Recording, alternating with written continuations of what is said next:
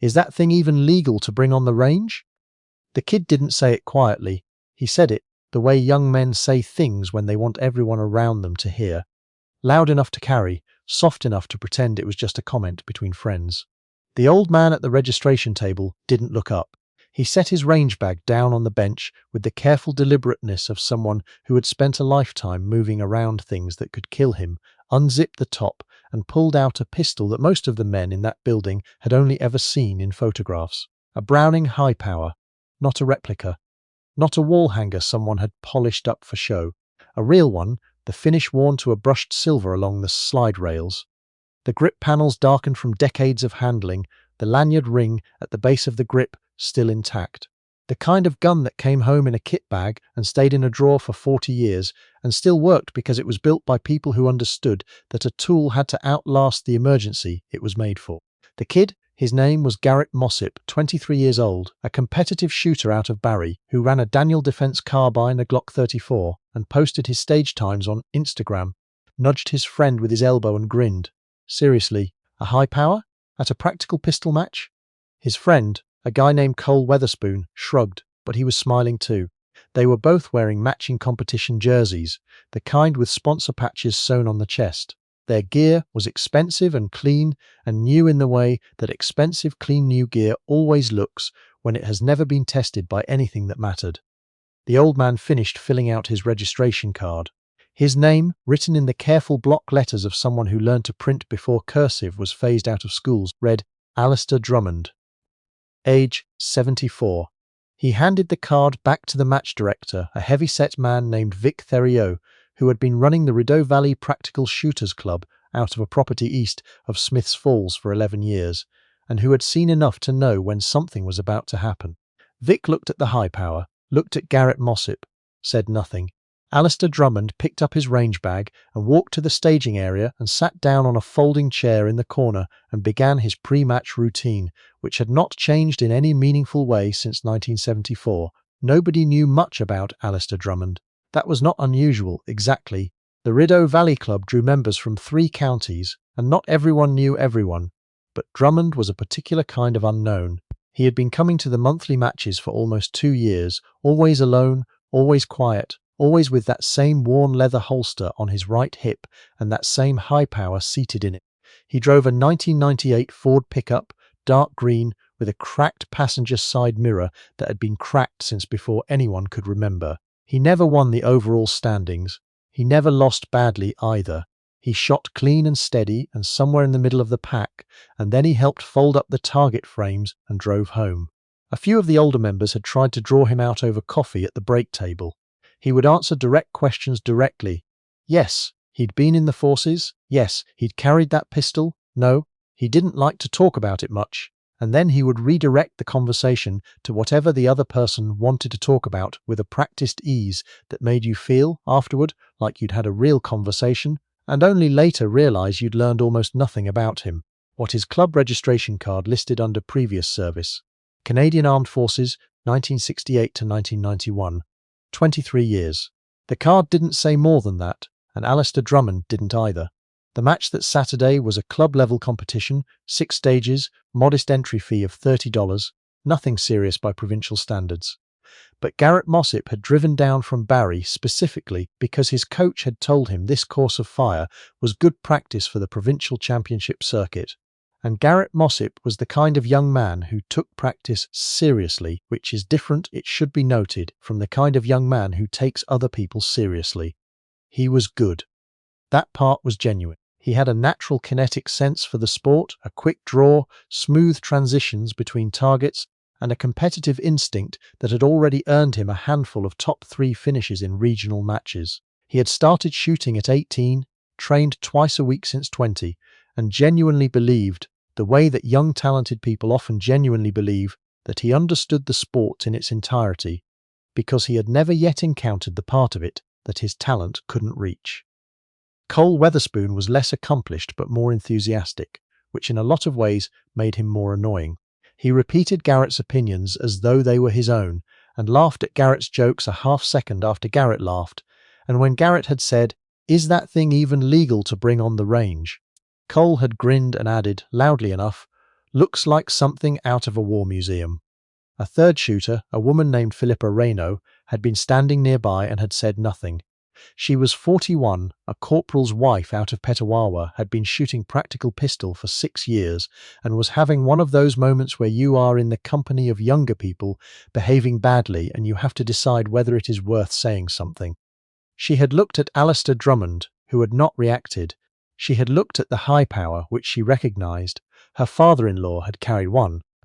She had decided not to say anything yet. That decision would not hold. The first stage went the way most first stages go. People were still warming up. Garrett ran it clean and fast. 17.4 seconds, no penalties, and came off the course pumped, slapping Cole on the shoulder. Cole ran a 21.2. Philippa Reynaud ran a 19.8 and didn't react to her time either way. Alistair Drummond shot third to last in the rotation. He stood at the start position for a moment, his hands at his sides, and seemed to be doing something internal that had nothing to do with the targets or the timer or the 16 other people watching from behind the safety line. Then the buzzer sounded. He drew the high power in a single unhurried motion, not slow, but without any of the theatrical speed that competition shooters perform when they know they're being watched, and moved through the stage with a quality that is genuinely hard to describe to someone who has never seen it.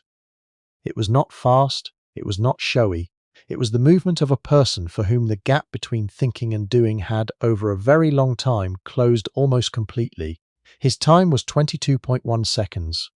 Middle of the pack. Garrett Mossip checked the score sheet and made a noise that wasn't quite a laugh. 22 seconds. With a 13-round gun, and he finished with, 2 left in the mag? He wasn't talking to anyone in particular.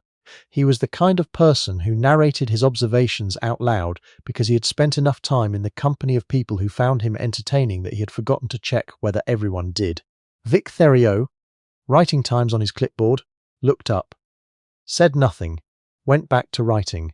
Between stages 2 and 3, there was a 20-minute break. People drifted to the table where someone's wife had set out a coffee urn and a box of Timbits.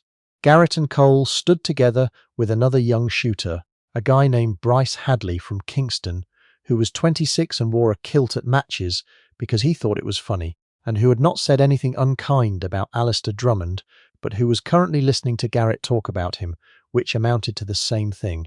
"I'm not saying he's not a decent club shooter," Garrett was saying, peeling the glaze off a Timbit with his thumbnail.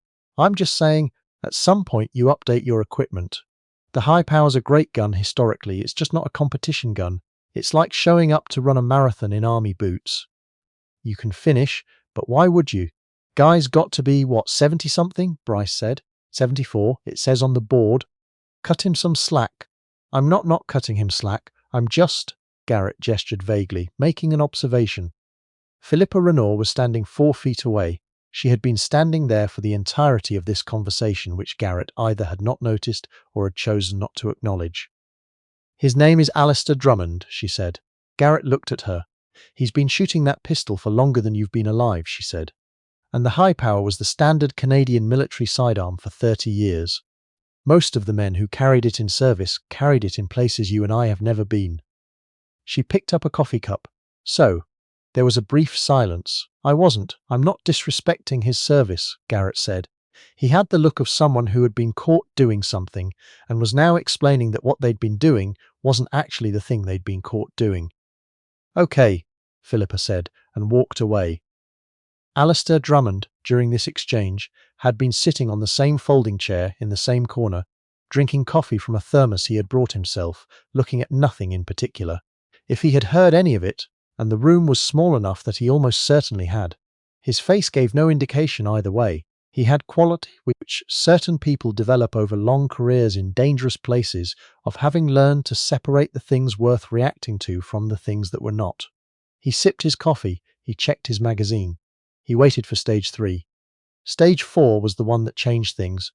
The course designer, a retired OPP officer named Ed Callender, who put more thought into stage design than most people put into their wills, had set up what he called an accuracy stage with smaller targets at longer distances and a scoring system that heavily penalized hits outside the A-zone.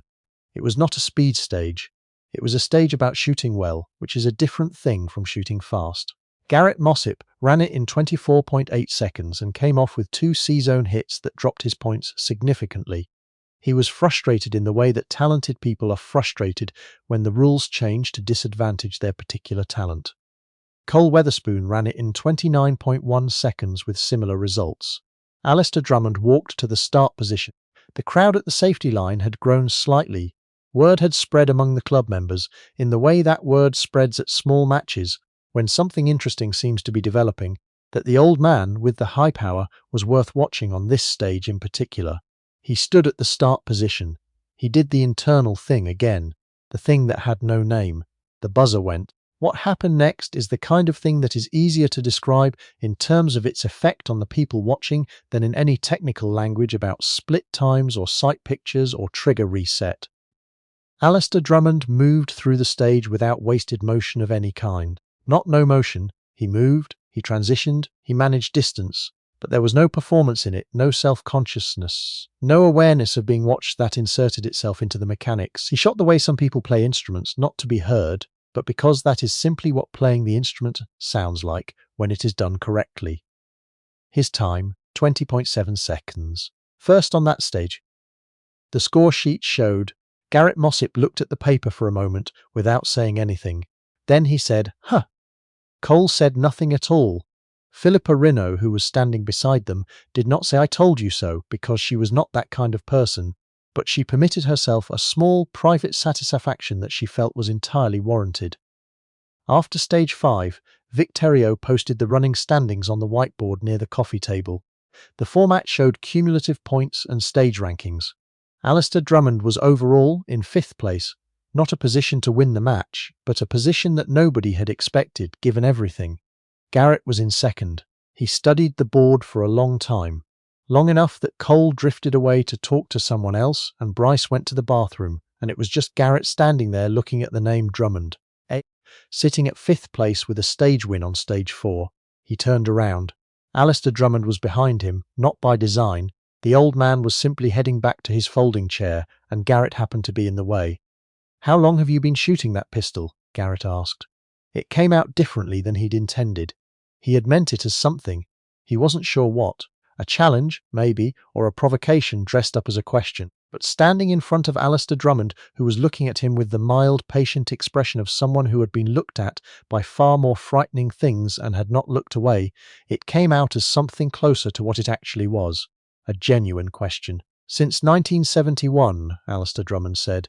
"Qualified on it at Gagetown." Garrett did the math, 53 years. "You were military," he said. "I was." "What? What branch?" "Infantry," Alistair Drummond said. "Then some other things." He said some other things in a tone that did not invite follow-up, and Garrett, who was not without instincts, did not follow up. "You won stage 4, Garrett said instead. "I did, with 13 rounds and iron sights. That's what the gun has." There was a pause. Garrett looked at the high power in the old leather holster on Drummond's hip. He looked at the worn finish and the old grip panels and the lanyard ring. He looked at the hands, holding the range bag. Large, steady, unhurried hands, with the kind of deliberate stillness that is not the stillness of someone who is calm, but the stillness of someone who has learned that movement should be purposeful. "Can I ask you something?" Garrett said. "You've been asking me things," Alistair Drummond said, but not unkindly. "What did you mean, some other things?" Alistair Drummond looked at him for a moment. Then he said, "I went to some places. I did some things that needed doing. I came home." He shifted the range bag from one hand to the other. "That's usually enough." Stage 6 was the last of the day. It was a straightforward stage. Close targets, high round count, designed to be fast and decisive. And it went to Garrett Mossip, who ran it in 15.9 seconds clean, which was the fastest time of the day. He was good. That had never been in dispute. The final standings put Garrett in 1st, Philippa Rideau in 3rd, and Alistair Drummond in 5th overall. Not a podium finish, not close to one. Garrett found him after the prize table, while people were breaking down equipment and rolling up target frames. The old man was methodically clearing his pistol, pressing the magazine release, locking the slide back, visually checking the chamber the way someone checks a chamber when the habit has been trained into muscle memory over enough years that the conscious mind barely participates. "Mr. Drummond," Garrett said. The old man looked up. "I want to say," Garrett started, and then stopped, because what he had meant to say had arranged itself into something more honest than what he had planned. "I made some comments earlier about the gun. I wasn't. He stopped again. They were disrespectful. I didn't know who you were. You still don't know who I am, Alistair Drummond said. He said it matter-of-factly, without heat. No, Garrett admitted. I don't. Alistair Drummond looked at him for a moment. Then he did something unexpected. He held out the high power, grip first, the chamber visibly empty, the slide locked back. Here, he said. Garrett took it. He was surprised by the weight, not heavy, but more substantial than the polymer guns he usually handled. He turned it over in his hands. The finish was worn smooth in the places that a hand would wear it, around the grip, along the thumb safety, at the muzzle end where a holster would rub. Those marks on the left side of the frame, Alistair Drummond said. Under the slide stop. See them? Garrett looked. There were 3 small marks there, faint and deliberate, scratched into the metal with something fine-pointed. What are they? Initials, the old man said. 3 men from my section. They didn't come home. He paused. I carry the pistol for the same reason I carry those marks, because some things you don't put down. Garrett held the gun for a moment longer, then handed it back. He did not say anything because there was nothing appropriate to say, and he was beginning to understand that knowing when not to say something was itself a kind of skill. Vic Theriot was the last one out, as he always was, chain-locking the gate, walking the property once to make sure nothing had been left out. He had been running the club for 11 years, and in that time had seen hundreds of shooters come through, talented ones, mediocre ones, young ones who thought they knew everything, old ones who actually did. He had watched the whole day unfold without comment. Walking to his truck, he passed Philippa Renault, who was loading her gear bag into the back of her Subaru. "Good day," she said. "Good day," Vic agreed. They both looked, without quite meaning to, at the far end of the parking lot, where Alistair Drummond's dark green Ford pickup was the last vehicle left. The old man was sitting in the cab, not moving, not on a phone, just sitting, the way people sometimes sit after a long day when they want a moment that belongs only to them before they go back to being someone's neighbour, someone's fellow citizen, someone who is simply old and drives a truck with a cracked mirror. Then the engine turned over and the truck pulled out onto the road and the taillights disappeared into the tree line heading east. Philippa got in her car. Vic got in his truck. 3 weeks later, Garrett Mossop drove down from Barry again. Not for a match. The next match wasn't for another month. He called ahead, got Vic's number from the club directory, asked whether Drummond was a regular, asked whether there was a way to reach him. Vic gave him a number. Garrett called it. The phone rang 4 times and then a voice answered, quiet, unhurried, and Garrett said, "Mr. Drummond, it's Garrett Mossop. From the match. I was wondering, and I understand if the answer is no, whether you'd be willing to spend some time at the range with me, not competing, just shooting, and maybe talking." There was a long pause on the other end of the line. "There's an outdoor range on Wiltshire Road," Alistair Drummond said. "I go Tuesday mornings. Early, 7 o'clock. I'll be there," Garrett said. "Bring your own coffee," Drummond said. "I don't have a second thermos." He hung up. Garrett showed up at 6:50 because he was the kind of young man who, once he decided to take something seriously, took it entirely seriously. He parked beside the dark green Ford and got out with his range bag and his coffee in a travel mug and stood in the grey October light and waited. Alistair Drummond appeared from around the side of the range shed, already set up, 2 targets downrange at 25 meters. He looked at Garrett, looked at the Glock 34 in his holster. "Good gun," he said. "Shoot it like you own it." "I do own it," Garrett said. "Then shoot it like you know it," Drummond said, which was a different thing, and Garrett would be thinking about the difference for a long time after that morning was over. They shot for 3 hours. Drummond said little that was explicitly instructional. He watched. He asked occasionally, "What were you thinking when you made that transition? Where were your eyes when you broke that shot? Why did you rush the reload there?" He asked in a way that expected honest answers rather than good ones, and Garrett, who had been trained by people who praised him often, found that honesty was harder and more useful. At the end of the morning, while they were clearing their pistols and covering the targets, Garrett said, "Can I ask what you did in the forces? You said some other things." Alistair Drummond was quiet for a moment. He seated his magazine, clicked it out again out of habit, seated it again. "I did some work that doesn't have a public record," he said, "in the 80s. Some overseas postings that weren't listed as overseas postings." He paused. "There are men alive today in places I'm not going to name who are alive because of work that was done quietly and without attribution. That's how that kind of work goes." He looked at Garrett. Not everything worth doing gets remembered. Most of the things most worth doing don't. He holstered the high power. Same time next Tuesday, he said. Garrett said yes before he'd finished thinking about whether to. There is a quality that certain people carry, not all veterans, not all old people, but a specific kind of person who has been tested in ways that don't show up on a resume and has come out the other side quieter and steadier for it, that cannot be transferred by lecture or conveyed through performance. It can only be recognized, and it can only be recognized by someone who is at least partly ready to see it. Garrett Mossip drove home that Tuesday morning and did not post about it. He did not time his drills or update his Instagram or call his coach. He sat in his car in his driveway for a few minutes, the way Alistair Drummond had sat in his truck in the parking lot of the Rideau Valley range, in the quiet that belongs to a person after a long day. He thought about 3 sets of initials, scratched into the frame of a pistol that had been carried for 53 years. He thought about things worth doing that don't get remembered. He went inside. The following Tuesday, he was at the Wiltshire Road Range at 6:45. He brought 2 coffees this time, one for himself, one on the off chance, and when Alistair Drummond came around the corner of the rain shed and saw the second cup sitting on the tailgate of the green Ford, the old man looked at it for a moment and then picked it up without comment and took a sip. They shot until 10. They have been doing it every week since.